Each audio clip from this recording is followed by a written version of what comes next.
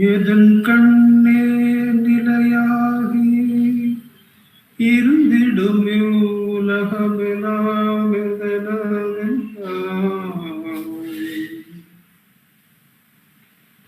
எதனின்று அனைத்துலகும் எழுமோ மற்றிவையாவும் எதன் பொருட்டாம்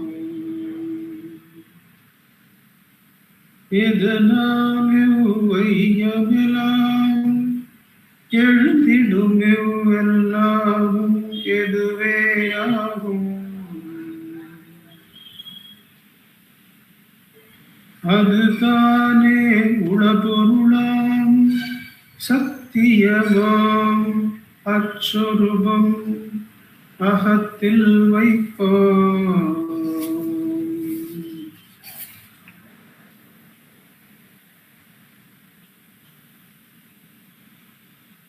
விதவிதமா நிலைகளெல்லாம் விசாரம் செய்து இச்சையரு பரமபதம் யாவொன்றுண்டோ அதனையே திடமாக அகத்தால் பற்றி அனவரதம் உலகில் விளையாடு வீரா. எது சகல விதமான தோற்றங்கட்கும் யதார்த்தமதாய் அகத்துளதோ அதை அறிந்தாய். அதனால பார்வையினை அகலாதென்றும் ஆசை போல் உலகில் விளையாடு வீரா.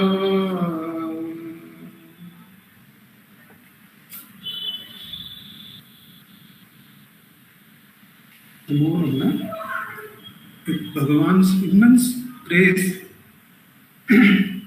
we are coming to the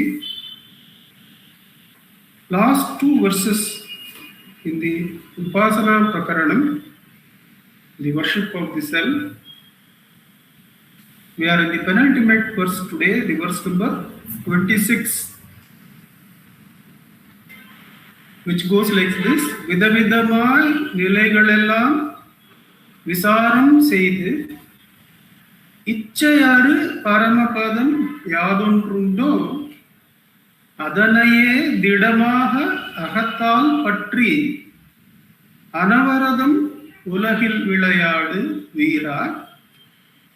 எது சகல விதமான தோற்றங்கட்கும் யதார்த்தமதாய் அகத்துளதோ அதை அறிந்தாய். அதனால பார்வையினை அகலாதென்றும் ஆசை போல் உலகில் விளையாடு வீரா. Sadhuvam Swamigal translates this as Vasishta says to Rama, "O hero," Veera stands for hero. "O hero, having inquired into all the states, விதவிதமான நிலைகளெல்லாம் விசாரம் செய்து, having inquired into all the states which are of various kinds, play your role in the world, always clinging firmly with the mind only to that one which is the supreme state devoid of reality." Play your role in the world, clinging with the mind to the supreme state. இச்சையரு பரமபதம் யாதொன்றுண்டோ அதனையே அகத்தால் பற்றி ஆசை போல் உலகில் விளையாடுகிறா. The first portion and the second portion, the first two lines and the second two lines indicate sadhana and sahaja. The sadhana Vasishta Muni is saying in the first two sentences, "O hero, having inquired into all the states which are of various kinds, play your role in the world, always clinging firmly with the mind only to that one which is the supreme state devoid of reality. The second part he embarks by, Vasishtha Muni embarks on by saying that now that you know, O hero, since you have known that self, which exists in the heart as the reality of all various appearances, therefore, without ever abandoning that outlook, play your role in the world as if you have desire. So the verse goes like this. The first part is with effort, and in the second part, the outlook itself has changed. That is the verse here. There is a slight difference between this verse number 26 and verse number 24 and 25. In their emphasis, the sadhana emphasis is given a small difference so that it will be applicable to all the sadhakas, the Atma Vicharam or the holding of the reality. Let us briefly look at the verse number 24 and verse number 25. Verse number 24 was a summing up of earlier verses on heart, Hridayam, from Yoga Vasishtam. Adalinal Arivumayamam Sutta Idayate Ahathai Serkum Sadhanayal Vadanegalodu Vayu Udukkamu Sarum Tane. The import was now align the mind, merge the mind with the heart, so that the vasana subsidence and the breath subsidence are natural or automatic. So the emphasis was totally on only taking the mind to the heart. Though the mention was made of vasana kshaya and also the control of prana, but they were natural products of the sadhana and not as support sadhanas themselves. In fact, Sadhanam Swamigal takes the support of this verse to point out that in Ramana Gita, when the sadhanas were mentioned, Bhagavan was using this import only, that the prana will automatically be subsided when you go into the heart. But that's another matter which is not required for us, not in our purview as of now, not necessary. But the import of these verses in sadhana, in the Upasana Prakarana here, are very interesting and very linearly arranged by Bhagavan and Muruganar Swamigal. We can briefly look at that order so that we get some idea as to the importance of directly going for self-inquiry and having all other supports automatically given by self-inquiry. They are naturally given by the practice of self-inquiry. And the other method we are going to get in 26, which we will go briefly after looking at verse number 25. Verse number 25 also, from Devika Latram it is taken. It also has a similar impact or import on the main sadhana, on taking the mind to the, with a slightly different angle. Akila Upadi Agandra Arive, Arivedu, Ahamat Chivam, Atchivam, Endranisam, Ahatte Agala Dhyanam, Adanal Ahattin, Agala Ashakti Agatri. So there also the adjunct free consciousness, which is Shiva, that is I. This meditation, when it is held continuously, as a byproduct, all the attachments fall away or are removed. So 24 and 25 have the direct reliance on the this bringing of the mind or merging of the mind into the heart or self-inquiry. Whereas now, the verse number 26 gives another direct support. It gives the support of playing the roles in the world as though with desire. That means with a detached outlook, which Bhagavan may not give that in Who Am I, in his original instructions, or in Upadesha Saram, or in Ulladu Narpadu, but we will find that expansion of self-inquiry in talks with Sri Ramana Maharshi in many places. We'll go into that in due course. But verse number 26 is, in that sense, the instructions from Vasishtha Muni to Sri Rama is giving this additional support of detached play of the role in the world, whereas that is an automatic byproduct in the verse from Devi Kalokam. The detachment, asakti agatru, the detachment in the play of the role is automatically delivered by Akila Upadi Agandra Arivedu Achivam Ahamena. So when we do the primary sadhana, automatically detachment is there. But here, explicitly, we are given the detached work as a support, that self-inquiry can go hand in hand with detached work. And we had seen towards the end of the last satsang or last gathering that detachment is only the Jnana Marga word for surrender. In Bhakti Marga, it is surrender. You will find Bhagavan combining surrender with vichara in many places in talks. That's why Muruganar Swamigal, we have seen earlier, Muruganar Swamigal would emphasize that he is neither a Vedantin nor a Siddhantin, but he is a Ramanantin, or only Ramanantam I know. I don't know Vedantam or Siddhantam.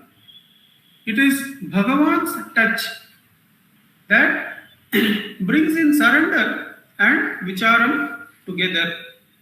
But in Jnana Marga, relying on the self being there, the detachment word is akin to surrender in bhakti. So with that in mind, without forgetting that, we can go into the details of this verse. Having seen the layout in which in the sadhana world, where exactly Vasishtha Muni is giving us support, the same support is not something alien in Bhagavan's teaching. It is given again and again in the talks. When many people ask Bhagavan, is work a hindrance to self-realization? Bhagavan would say no. But we'll see that in due course. Now we go into the verse proper. Having inquired into all the states which are of various kinds.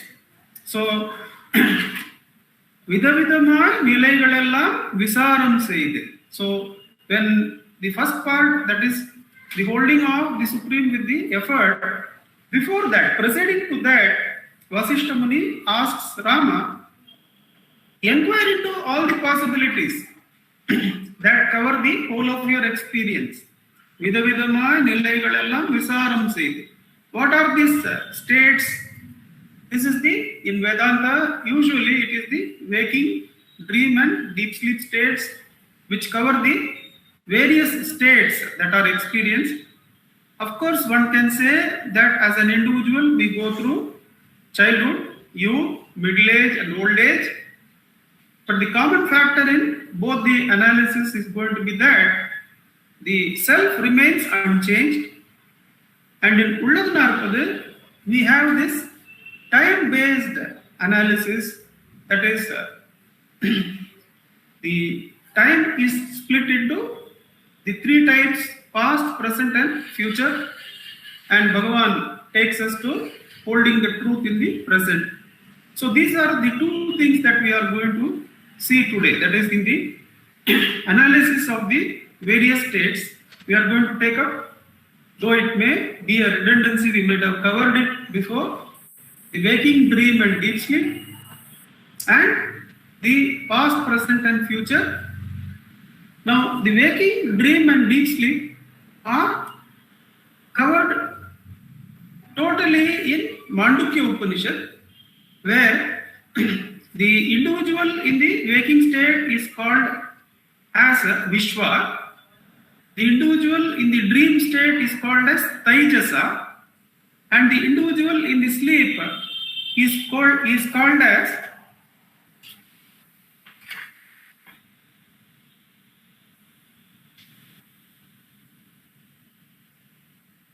Prajna. Vishwa, Taijasa and Prajna. Now, which of the three are we becomes the question. Now, in the waking state, we know that the Vishwa is experiencing the world through the senses, and the senses cannot be actively engaged without the mind, without the subtle body being present. So, the subtle body uses the breath and the senses, and the gross body is used as an instrument to participate in this world experience in the waking state. In the dream state, though the experiences are similar to the waking state, and Bhagavan would go only with that similarity, not with the dissimilarity. But the difference is that the images or the experiences are all internal and in the mind. The world is internal to one and is in the mind. Whereas in deep sleep, for the Prajna, there is neither the external world nor the internal world. Now, the inquiry into the self is, which of these three is I?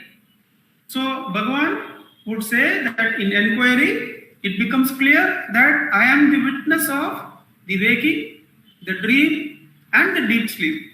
And all the three pass before me. So, this is called as Turiya, the fourth state. The fourth state where, in relationship to the three, it is beyond the three. Beyond waking, beyond dream, beyond deep sleep, beyond the three identities as Vishwa, Taijasa and Prajna. So it is the Turiya. But as Turiya can stand alone, Turiya is capable of standing alone. It is the support of the three. At the same time, it has the capacity to stand alone. So Turiya in its standalone nature is Turiyatita. That means the word Turiya or the three states are not there in the self. It transcends everything, and it is not even the fourth state. It is Turiyatita, they say. Now that is the inquiry regarding the three states and how the reality which Vasishtha Muni is asking Rama to hold is the I, the unchanging I, not the one who participates in the waking experience and then changes in the dream and then once again changes in the deep sleep without any experience of the outer or inner world, but with a feeling of happiness, but self-ignorance being present. Now, when the real I is held, the witness to all the three states and beyond, Turiyatita, the self-luminous self is the reality, and that is what Vasishtha Muni is asking Rama to hold with the mind, hold that which is unchanging. And when we go into inquiry of the past, present and future, we go to the verse in Ulladu Narpadu, which is Nigalvinai Patri Irappediru Nirpa Nigalkal Avayum Nigalve Nigalvondre Indrunmai Tedad Irappediru Teravunal Wondrindri Endavunal. So Nigalvinai Patri, holding the present, only the past and future they arise. Nigalvinai Patri Irappediru Nirpa. the past and the future, they arise and they exist only holding the present. Nigalkalavayam nigalve, even happening, they are also known as, the past is also known as present, and the future will be known as present when it happens. So nigalvandre, the present alone is the truth. Intrunmai terad. In the present moment, one has to hold the self. In the present moment, once again, one comes to the experience of waking, dream and deep sleep in self-enquiry. In present moment, we saw in the last the session that we had, that in self-enquiry, we can see Bhagavan taking us through the three stages here itself, the waking, dream and deep sleep in the present moment itself. How was that? We saw that Bhagavan asks us to observe our thoughts, sitting down and letting the senses not being tracked or followed or being attached to. And as thought arises, what we have done is that we have treated the world, the sensory world, as a dream, and now the thoughts are in the conscious dream. We are now aware of the dream because the subtle mind, the subtle body experience is there. So from the Vishwa who was going through the senses, Bhagavan is, when we sit and inquire in self-enquiry, Bhagavan has made us into Tejasa. Because now that only Guru, the light form of I also being thought and the world is also of thoughts, Bhagavan brings us to that by asking us to observe the rising thought. So he brings us from Vishwa to Tejasa. And when the thought is let go of, we are letting go of the dream. We are not following the dream in the present moment. In the present moment, we are letting go of the thought, we are letting go of the dream. For whom is this thought? For the dreamer. For the dreamer, for me. So, who am I? It stills the Tejasa. When the Tejasa is stilled, Prajna is there. The one in deep sleep who is still. But the difference between Prajna of deep sleep and the Prajna in self-enquiry is that this Prajna is conscious. So, he is not without self-awareness. With self-awareness, the stilling, we are made to bring deep sleep to the present moment. So, we treated the sensory experience as a dream and we were asked to follow the thoughts. And in the dream of thoughts, Bhagavan is asking us to let go of the dream and hold the dreamer. So, from Vishwa to Tejasa and from Tejasa to Prajna, by stilling the I, who am I? And when that vasanas which are there, which give sustenance to the three states, and the subtle and the causal and the gross bodies, when all the vasanas in the causal area are eliminated, then the Prajna also vanishes. And aham iti sakshat atmarupena bhati, says Bhagavan. And that is the second part of this verse. That the sadhaka in Rama, is asked by Vasishtha Muni to hold the self with effort. With effort you hold the self and play your role with detachment. Play your role as though with desire.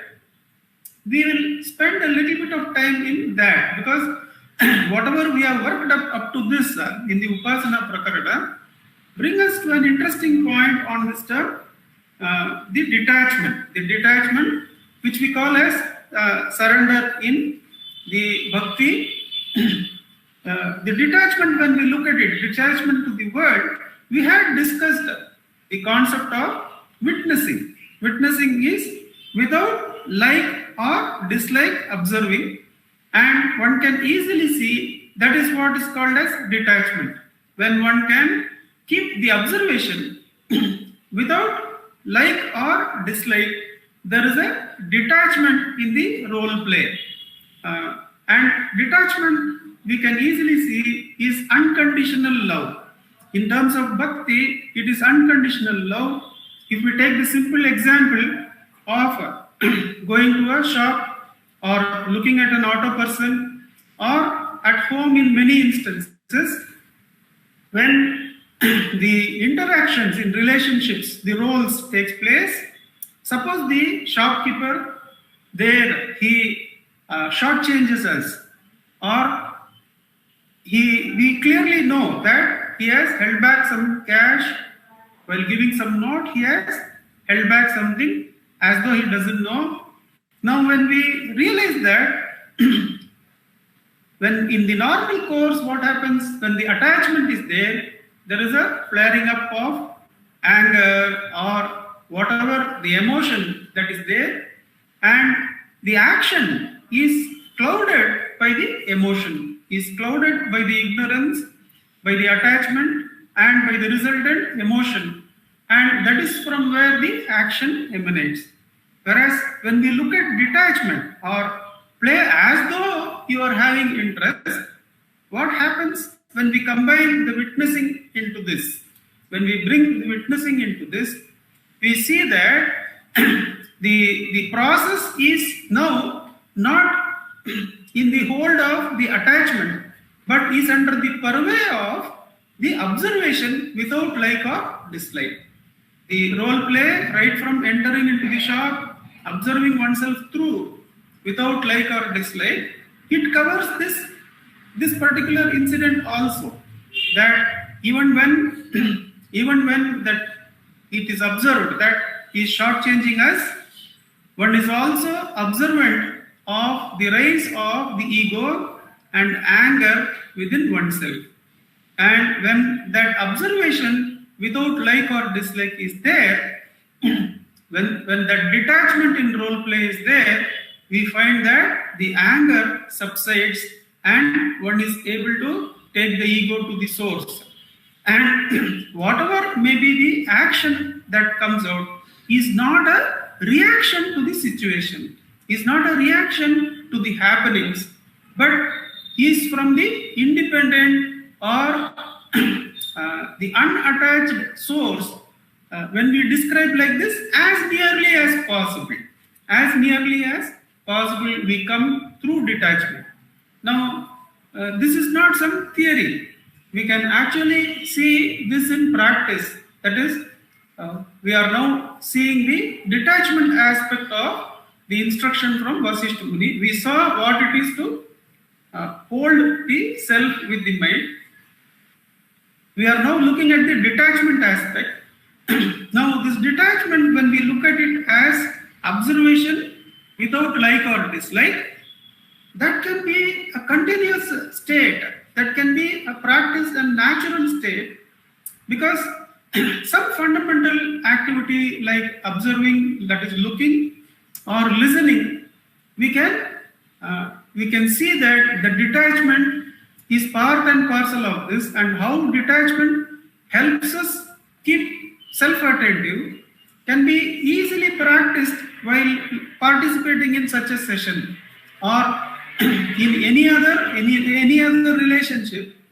When we how this came upon me was in the year 2003, I think. I had gone into the practice of this witnessing, and that is what Vasishtha Muni is saying here, that you can practice detached role play along with holding the self with the mind. What I had learned in my way, whether the teacher meant it or not, was that while walking in the park, I would observe. I was taught to observe, and I would observe the whole happenings there in the sensory plane, whether it is positive or negative. I would be looking at my reaction to it, my like or dislike. Now some garbage is here, some butterfly is flying there. First of all, what it does, the looking of detached approach to life, is that it stops the rambling of the mind.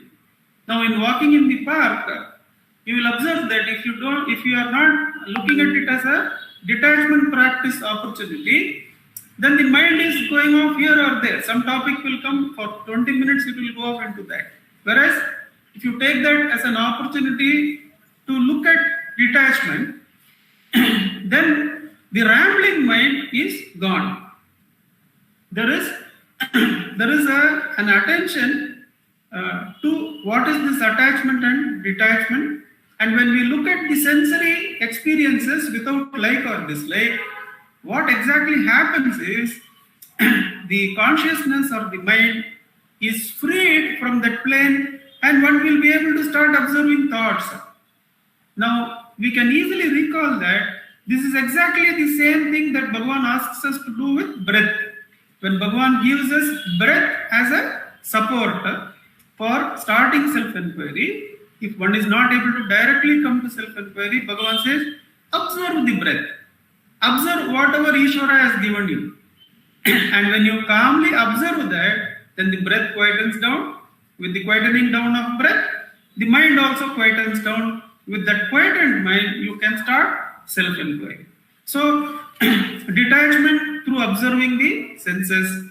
And one of the easier senses between speaking and listening, in the initial stages, we will find that the detachment practice may be easier while listening. So, whenever we are listening to anything, we can see that one can look at one's own the like and dislike coming and hindering the listening. So while listening, the attention is not only on the sound waves coming to the ear, but also to the reactions one has to those sound waves. Oh, this is good. Oh, this is bad. Oh, this should not have been like this. When all those are the attachments. Since we are having the intellect, the attachments are many, and we won't even realize that so many attachments are there, because each of us will have a different shade of attachment to each of the concepts. When some speaker is doing a speech, or when we are talking to some person in the market, some words will impact us, whereas to our own friend nearby, that word would not have impacted. Some other word will. That means what? The intellect has become in such a way that each one of us is living in our own world of attachments. It is unique to us, and each one has to look into one's own attachments. It cannot be done by another. That is why Bhagavan says in Who Am I? Guru or God will show the path, but each one has to walk in the path by himself. He has to take the medicine himself. For one who is Rama, to know that he is Rama, he doesn't need a mirror. All he has to do is look at himself. So the practice of detachment, I have given two examples. That is when we are in the early morning walk or in the listening mode. But we can easily see that this can percolate into a way of living itself. Certain activities which we see we cannot do with self-attention, slowly when detachment percolates, that may not be a hindrance at all. If that is part of the duty, it may not be a hindrance. Slowly with practice, because sufficient amount of detachment is there in that.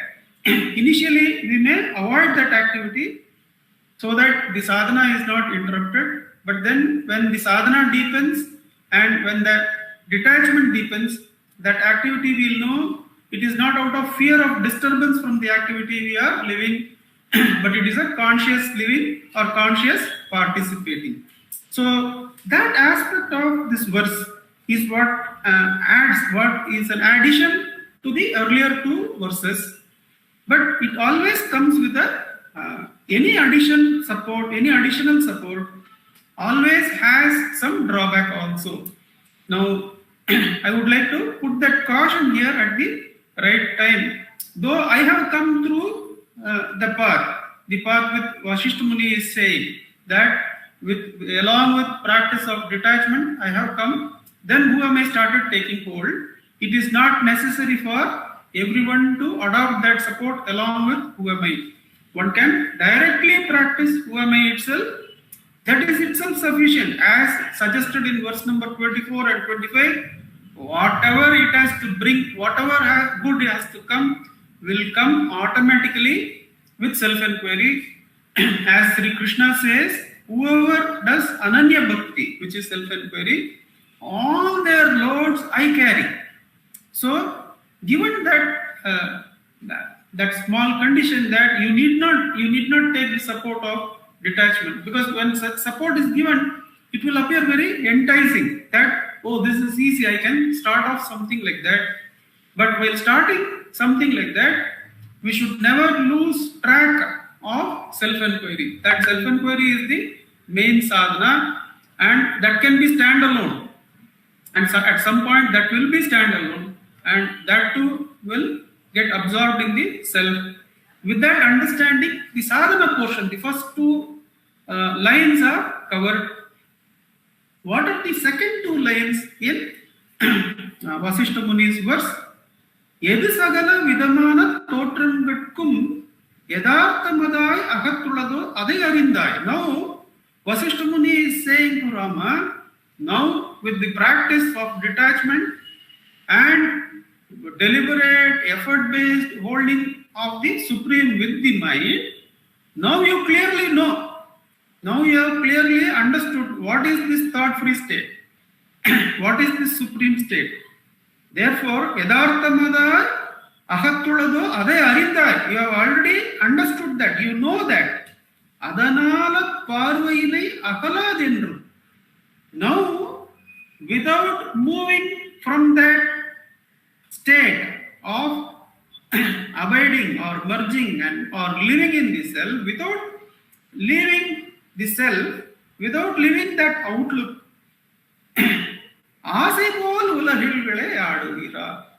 the activities can still go on, and others may say this fellow still has interest, this fellow still has desire, because he is still doing these things. But it is only asai pol. But the second part of the verse, if I may so suggest, is more towards abidance, because already Rama is said to know and is asked not to leave that outlook.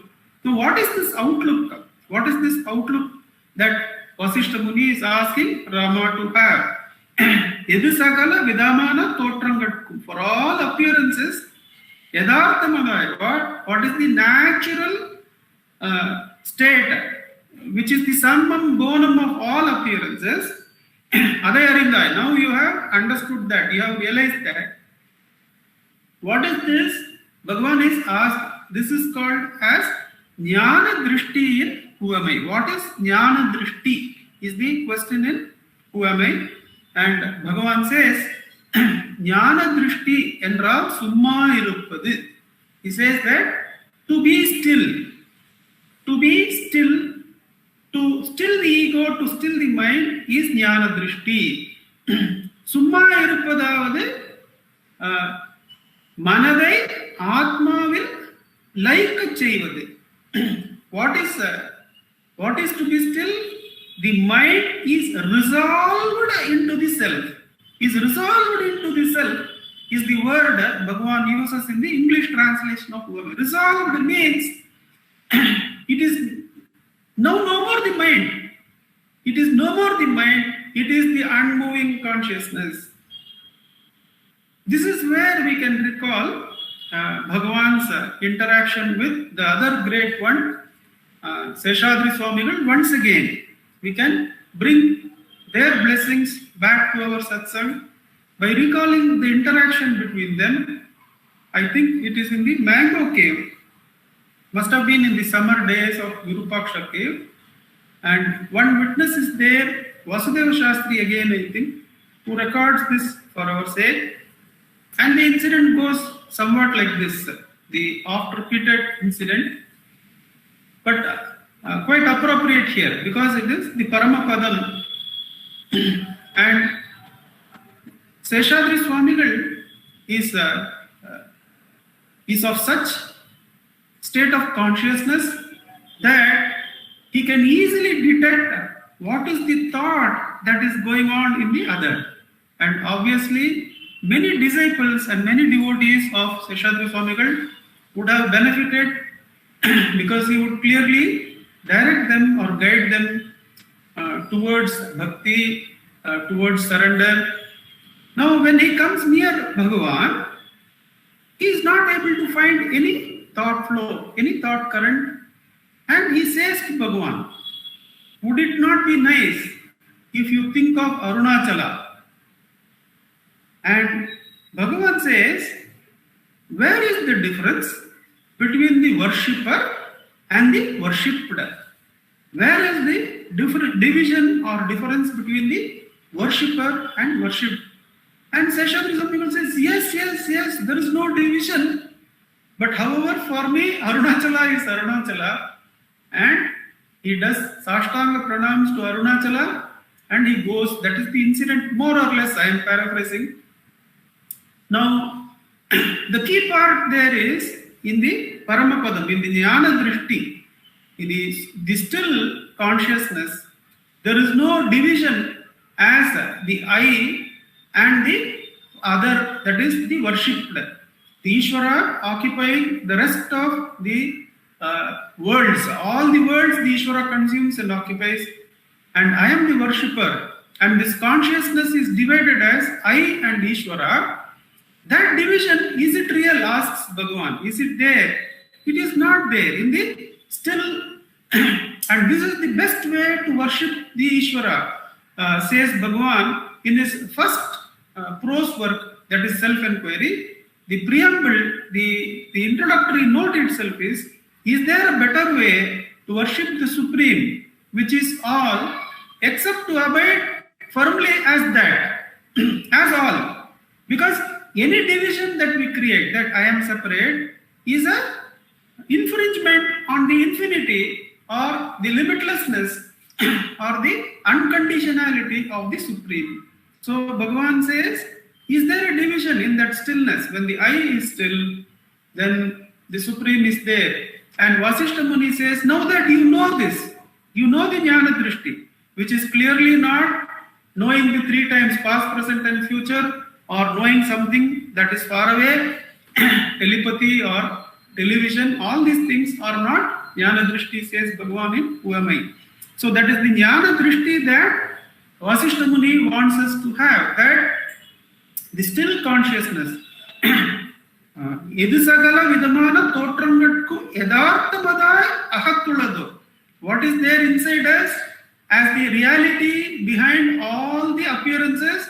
It is the divisionless consciousness, it is the still consciousness, it is the Jnana Drishti, it is the I. Adai Arindai, O Rama, you now know that this whole Leela of Yoga Vasishtam is just played for our sake. There is no sadhaka there in Rama, but for our sake the play is made so that we are able to understand. And that is what Bhagavan says to Professor K. Swaminathan when he asks, Bhagavan says indirectly that when Swaminathan sir asks, did Rama require all these instructions of detachment and role play and all that? He was Avatara, Purna Avatara. And Bhagavan says that who has this doubt whether Rama required it or not? And somebody else says it is Professor Swaminathan who had this doubt. Then he says this Yoga Vasishtam and this sadhana is for Swaminathan. Like that, the clarity is that the Yoga Vasishtam is doesn't imply that Vasishta is instructing to the Avataram, but it is for us. It is for us that in Devi Kalotram, Amma asks the questions of Shiva and Shiva gives Upadesham to us through Amma. So here Vasishta Muni says, now identify with that stillness. Identify with that stillness and play your role. The question arises, the stillness is of the nature of snake and rope. When you are still, you are not moving. When you are moving, you are obviously not still. So the Vedantic illustration of the illusion of, if you see the rope, you obviously don't see the fearful snake. If you are looking at the snake with fear, obviously you have missed the rope. Now, that seems to be the analogy here. Then how is it that Vasishta Muni is asking the sadhaka to include the movement, detachment, however it may be? Is it not that we are strictly to be prevented from that direction and hold only stillness? Bhagavan says in talk number 313 that the Jnana Margi, the Jnani has to be an expert of the three types of illusions. The three types of illusions are the completely unconditioned illusion of snake and rope. If you see the snake, you don't see the rope. If you see the rope, you don't see the snake. Then the conditioned superimposition of mirage. In the mirage, even though you see the mirage, you know it is mirage, it does not disappear from your vision. Venkateshji used to say, when you drive a car on a hot road during the day, ahead of you, you will see as the puddle of water is there. Then you will not be deceived for long, because you know that's just the internal reflection of light and it is an appearance of water there.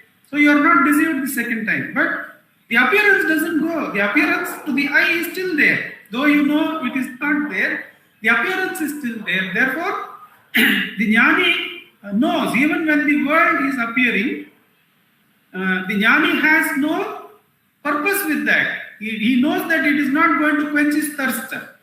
Therefore, he is the master of not only the illusion of rope and snake, but he is also the master of the conditioned superimposition of mirage, the illustration of mirage. Then Bhagavan continues. Then somebody will ask, in a mirage, the water does not quench the thirst, but the world is not like that. And I see a Jnani wear dress, work appropriately to the custom, talk in the right language in which the question was asked, and respond most appropriately, much better than others.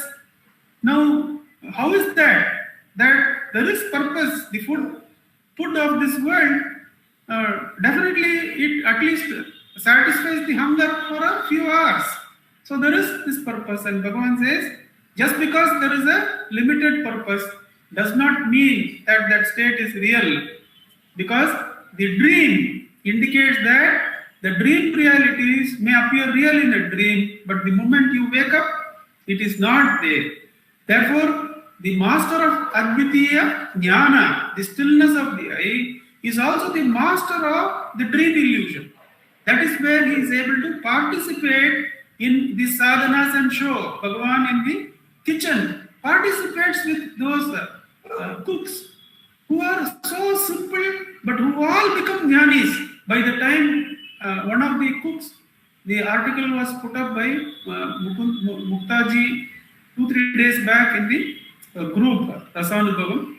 So beautifully she accounts how Bhagavan would take them through the practice of cooking, not only revealing the nuances, the fineries of the art and practice of cooking, but where the ego interferes, where all the ego comes in, and more is put to Bhagavan, more attention, less attention, inattention, attachment, all this Bhagavan reveals.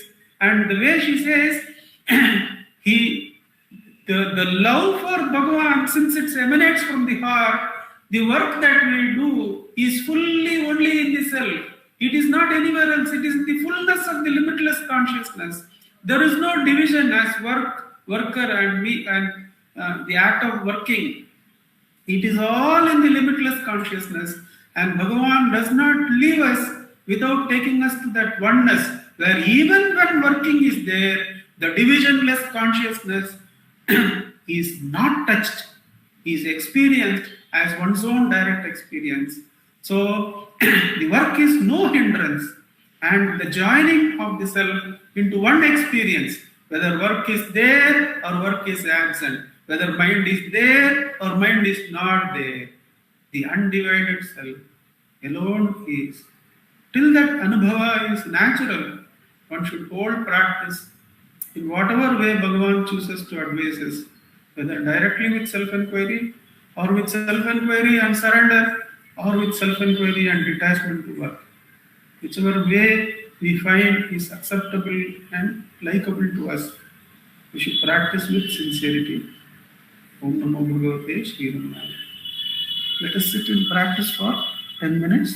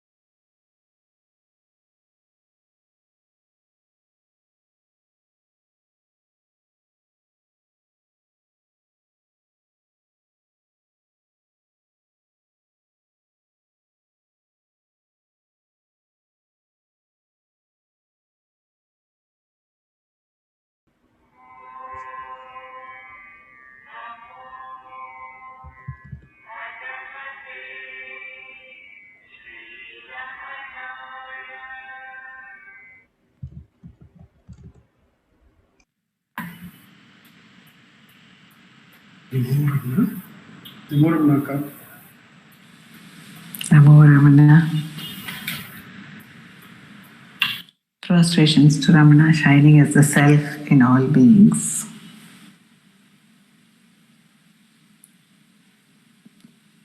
What does one say about the glory of that state which Bhagavan is talking about?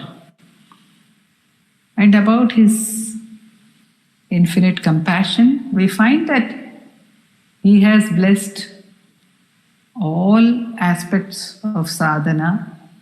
We find that in Upadesha Saram. We find it in his Charitram. As we dwell on his Charitram, he has, as Nandakumarji referred, he has blessed even the art of cooking, the culinary art as well. There is nothing, no sadhana that he has not blessed. So it is but natural that the sadhana of detachment, which is a very great sadhana, a very immense support, and in most of the methods considered to be a prerequisite for the vichara itself.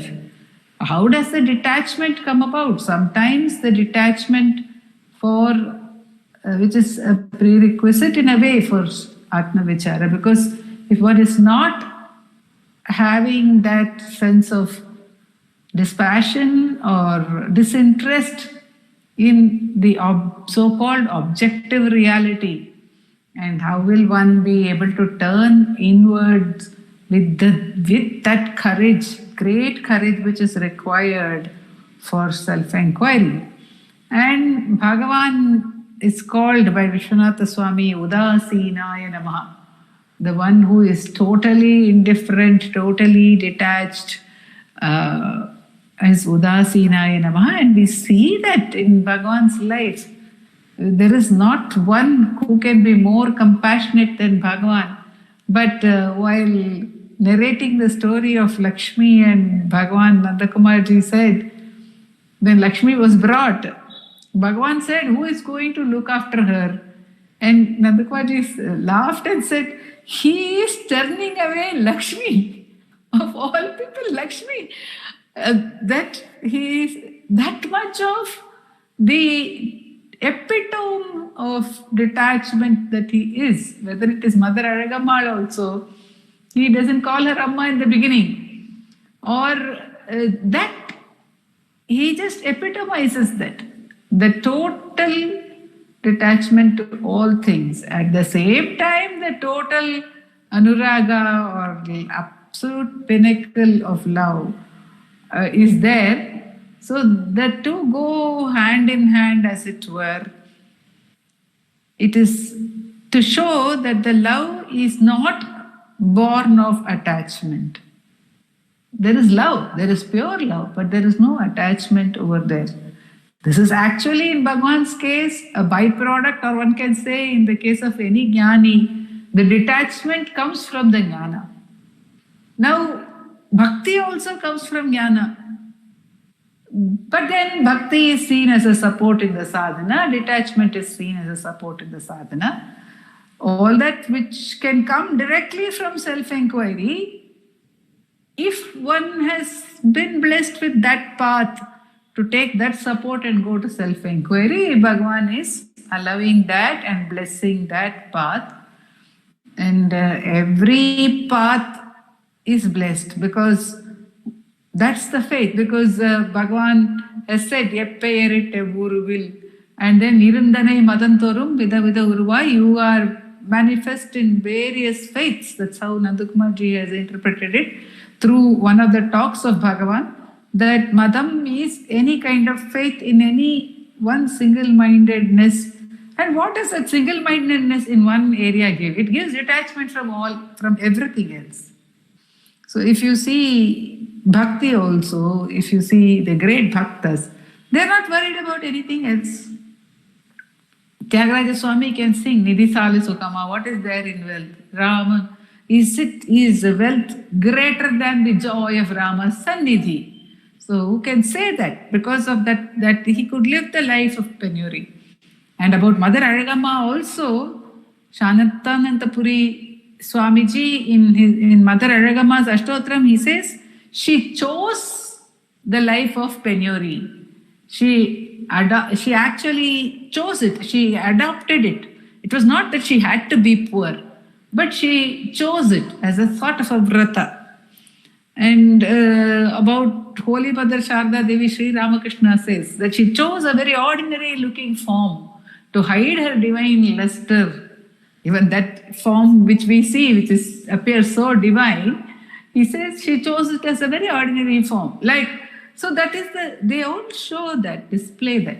But what Nandakumarji also pointed out to us today is that while all these supports are blessed by Bhagavan, they are not alternatives. They are not blessed as alternatives. They are blessed as supports for the sadhana of self-inquiry leading to steady self-abidance. There is one thing which he has pointed out to us. Even if we see in Ashtakam, Bhagavan says, Manigalil Saradu. So you see the essence in the various objects. But then in the Jnana, where are the objects and where is the Saradu? There is no differentiation at all. But he talks of the thread to help us at the first stage. He says there are the thoughts. He says, what is the mind? The mind has got thoughts. Then he says, Naiva Manasa.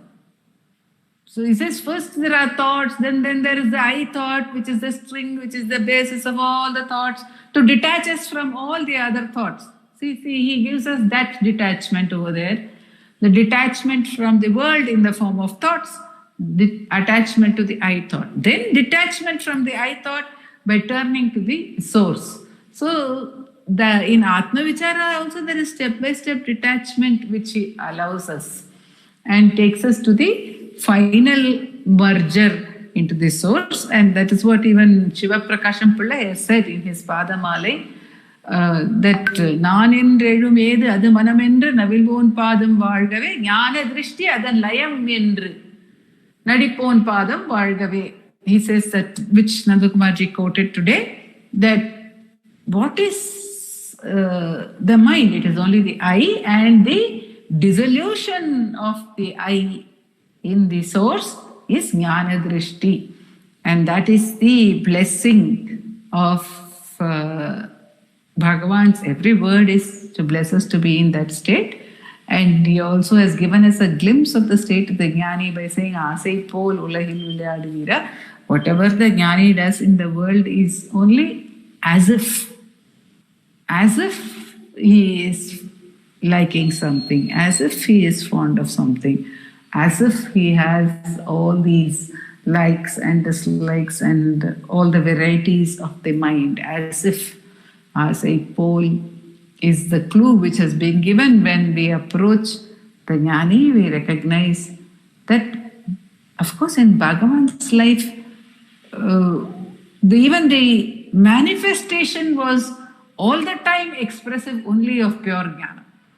That is a very rare instance where even in the manifestation there will be no stepping down. And say, as Nandakumarji said, even while talking with Sheshatri Swami or talking with anyone or anything in any context, Bhagavan will not compromise. He never changes that standard. But that is not necessarily a manifestation in every case.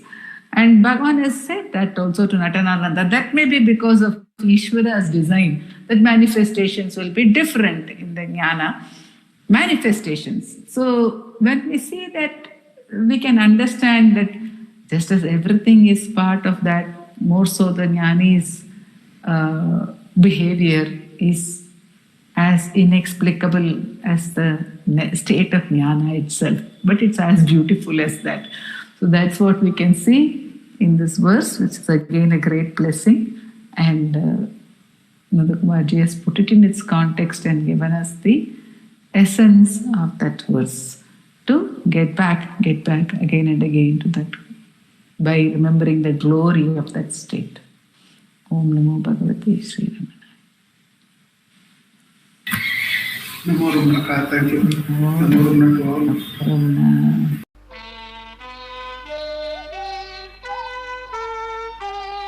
Ramananjali, Hridayānjali. Ramana